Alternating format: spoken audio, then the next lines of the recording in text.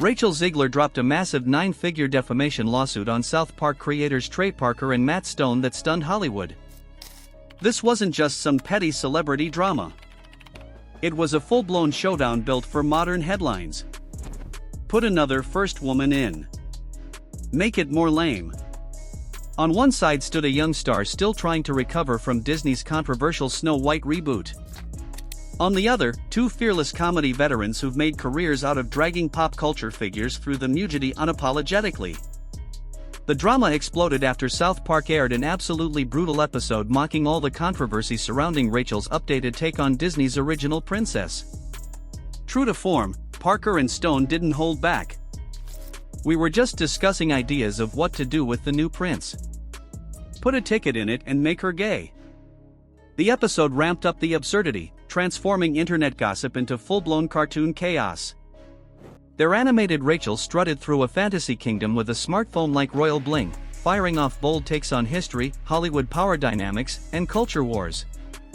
Each scene went harder than the last, culminating in a ridiculous musical number that dragged big-budget remix. While fans were cracking up, the real Rachel was not amused.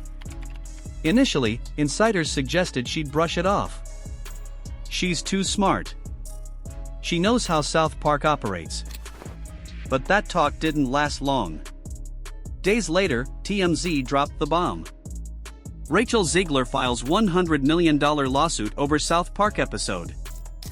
People thought it was just a scare tactic to force an apology or some public retraction. But then her lawyers came in swinging hard.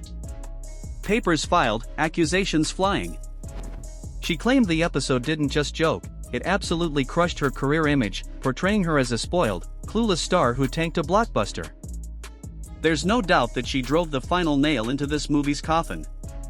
She probably drove the final 2 or 3 nails into the coffin. The lawsuit didn't mince words. It accused Parker and Stone of crossing the line from edgy parody to full-on character assassination. The claim they essentially made Rachel out to be the reason Snow White crashed and burned. The legal filing specifically called out animated scenes where cartoon Rachel appeared to pocket money from the film's budget with a sarcastic jab about budget snacks costing $40 million. Rachel's team called it not just unfair, but maliciously false. According to the lawsuit, job offers started evaporating immediately after the episode aired. One studio reportedly told her team they wanted to wait for things to cool off due to how badly the cartoon portrayal damaged her image. For Rachel's camp, that was proof this wasn't just comedy. It was actively damaging her career. Real money, real consequences. News of the lawsuit dropped while Parker and Stone were wrapping up a writer meeting in Culver City. Staffers described how every phone buzzed simultaneously with push notifications from Variety and Deadline. The co-creators locked eyes, annoyed, but also somewhat entertained. These guys had weathered legal threats before, from angry religious groups to corporations to protesters outside Comedy Central's doors. But a single actor demanding 9 figures, that was new territory. One writer cracked, "Guess we're finally worth $100 million each." Nervous laughs followed, but not without serious concern. Beneath the jokes was genuine tension. Trey and Matt recognized how dramatically times had changed since South Park debuted in '97. Back then, late-night cable allowed wild satire to fly under the radar. Now every joke hits the internet like a bomb, dissected and shared in front of millions within seconds. If a court ruled their Snow White booth was defamation, it wouldn't just hurt. It could jeopardize their entire future, including that massive Paramount Plus deal rumored to be worth nearly $1 billion. Suddenly, South Park's famous Nothing's Off Limits energy faced its biggest legal test yet, and public opinion split right down the middle.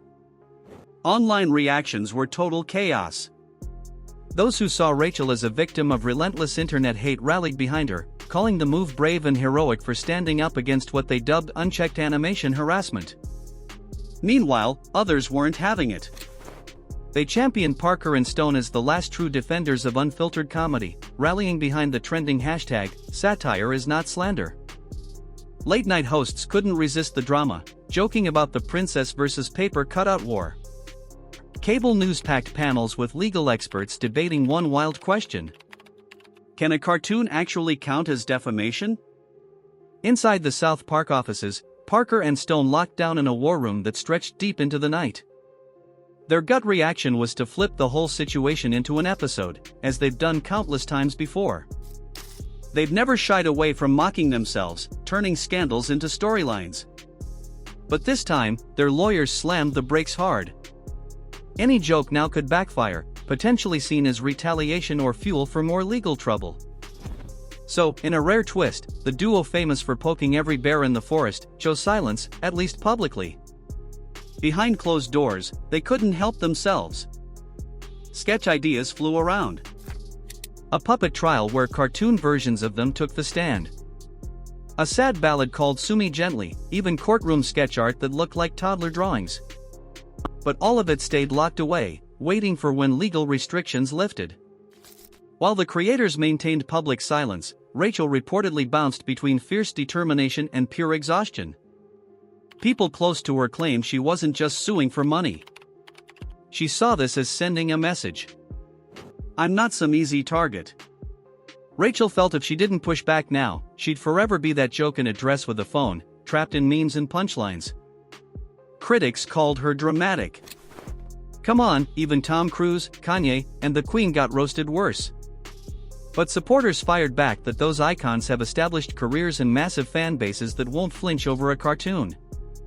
Rachel, still on her come-up, was far more vulnerable to being defined by one viral moment.